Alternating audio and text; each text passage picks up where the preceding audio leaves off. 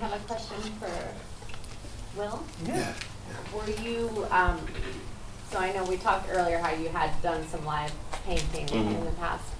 For this piece, did you have like a starting point or an idea, or were you really just, as the music started and Christal started dancing?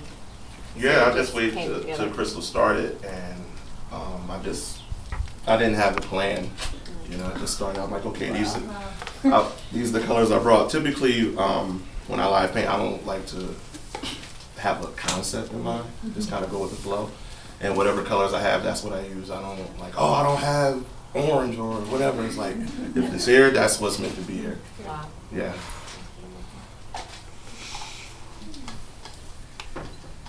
So when you're improvising, is it the moment that takes over and the words come? Mm-hmm. In a situation like this, where my goal is to find a new entry point for myself, to find a new question. So this one, when we first started exploring what we ask of flesh, it kept getting to things that the body has to do. And so just so you understand what we're talking about, flesh is not your skin, or it's not the fat, like it's this in-between layer. So the company and I have come to this agreement that flesh is the thing that keeps the soul from being harmed and keeps the world from getting in. So in that liminal space, I'm often trying to find a new question, like what is another part of whatever the topic is. Love, there's what we ask of flesh, compassion, what we ask of flesh, survival, what we ask of flesh. There's all these different iterations. So, yeah, new question. I'm meandering, trying to find a new question.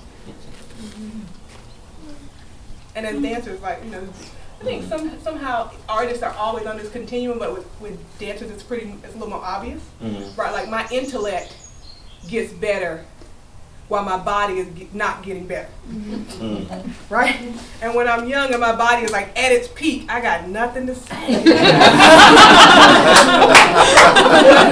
like, I'm just telling my own melodramas over and over. I can't get out of myself. I don't, you know. So it's this constant balancing act of like, now how much do I know and how much can I actually get out of this body that's actually had the real experience.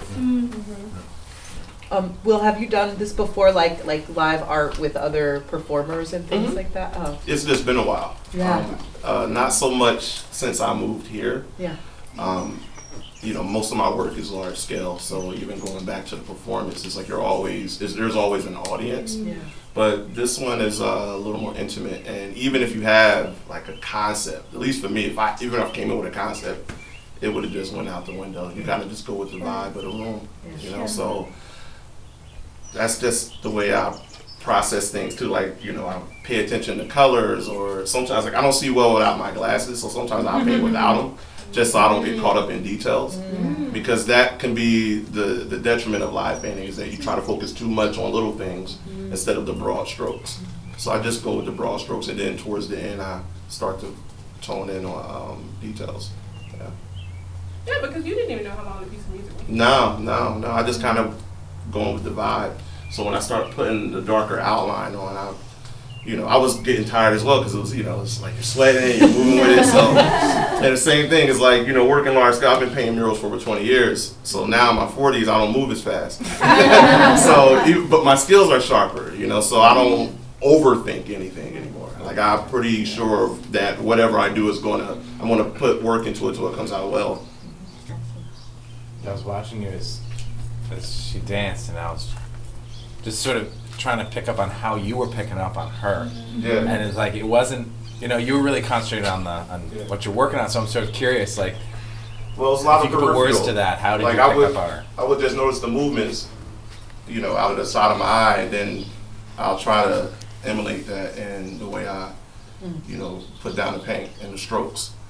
And then it was the part where you heard the storm, is when typically I would take a pause and switch colors, you know. So that was like my little intermission. So I got, all right, I got to put this brush in paint, or, you know, switch it from acrylic to spray, or, you know, so kind of pick those things up rather quickly. Yeah. As you mentioned, like, spirituality, like church. Has movement always been spiritual for you because that you feel that's the way you move through the world, or did you feel that a separate like spirituality and movement married at one point? So I started dancing by accident. So I should just say that, right? Like I got dropped off at a dance studio. I was supposed to get dropped off at a piano lesson. My girlfriend, Alicia's mama, dropped me off at the wrong place, and she didn't have time to fix it because she had to go back to work. Wow. So I ended up watching her take a ballet class and was like, oh, I'd rather do this than play the piano.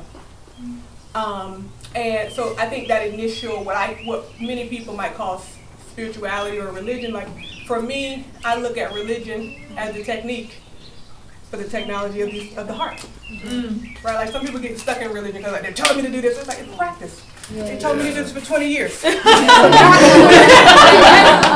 I can do whatever I want to do. Right? So it's one of those things where, for me, it became synthesized when I became proficient enough in my craft and the trust of my own artistry to know that those two things were the same thing. And then every time I stepped on stage, I was really just being a vessel for my heart to talk through the divine. Like, it has nothing to do with me. Like, Christal's not that smart.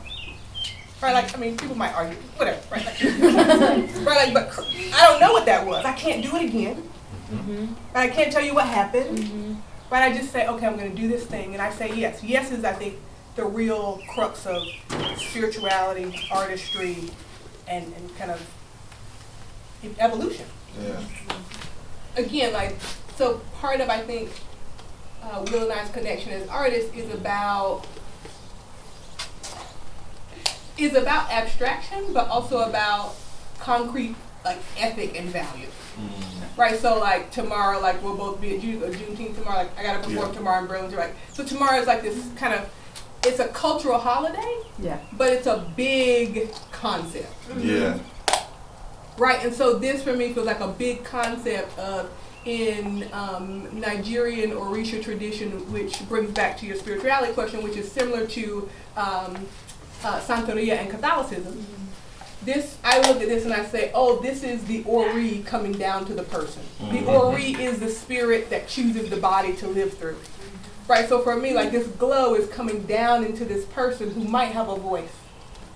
Right, so that for me, that's what I see. Right, but I'm looking at it through, my experience of being a 40-some-year-old black woman who first dance job was an African dance company, right? Like I'm looking at it from a lot of different places.